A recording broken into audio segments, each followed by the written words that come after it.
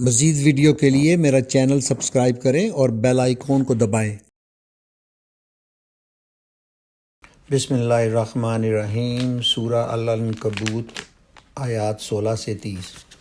اور ابراہیم علیہ السلام کو بھیجا جب اس نے اپنی قوم سے کہا اللہ کی بندگی کرو اور اس سے ڈرو، یہ تمہارے لیے بہتر ہے اگر تم جانو۔ تم اللہ کو چھوڑ کر جنہیں پوج رہے ہو وہ تو محض بت ہے اور تم ایک جھوٹ گڑھ رہے ہو۔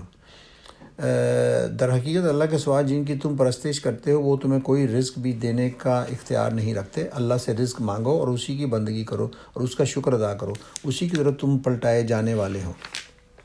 اور اگر تم جھٹلاتے ہو تو تم سے پہلے بہت سی قومیں جھٹلا چکی ہیں۔ رسول پر صاف صاف پیغام پہنچا دینے کے سوا کوئی ذمہ داری نہیں ہے۔ کیا ان لوگوں نے کبھی دیکھا ہی نہیں ہے کہ کس طرح اللہ خلق کی ابتدا کرتا ہے پھر اس کا اعادہ کرتا ہے؟ یقیناً یہ اعادہ تو اللہ کے لیے آسان تر ہے۔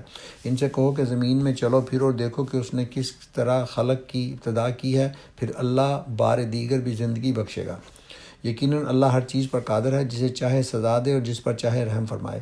اسی کی طرف تم پھیرے جانے والے ہو۔ تم نہ زمین میں عاجز کرنے والے ہو نہ آسمان میں، اور اللہ سے بچانے والا کوئی سرپرست اور مددگار تمہارے لیے نہیں ہے۔ جن لوگوں نے اللہ کی آیات کا اور اس سے ملاقات کا انکار کیا ہے وہ میری رحمت سے مایوس ہو چکے ہیں اور ان کے لیے دردناک سزا ہے۔ پھر ابراہیم علیہ السلام کی قوم کا جواب اس کے سوا کچھ نہ تھا کہ انہوں نے کہا قتل کرو اسے یا جلا ڈالو اس کو۔ آخرکار اللہ نے اسے آگ سے بچا لیا۔ یقیناً اس میں نشانیاں ہیں ان لوگوں کے لیے جو ایمان لانے والے ہیں۔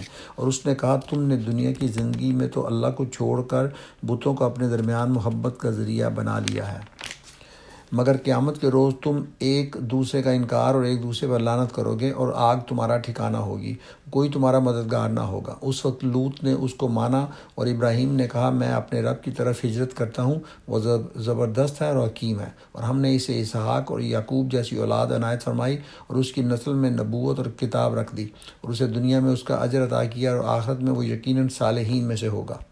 اور ہم نے لوط کو بھیجا جب کہ اس نے اپنی قوم سے کہا تم تو وہ فحش کام کرتے ہو جو تم سے پہلے دنیا والوں میں سے کسی نے نہیں کیا ہے۔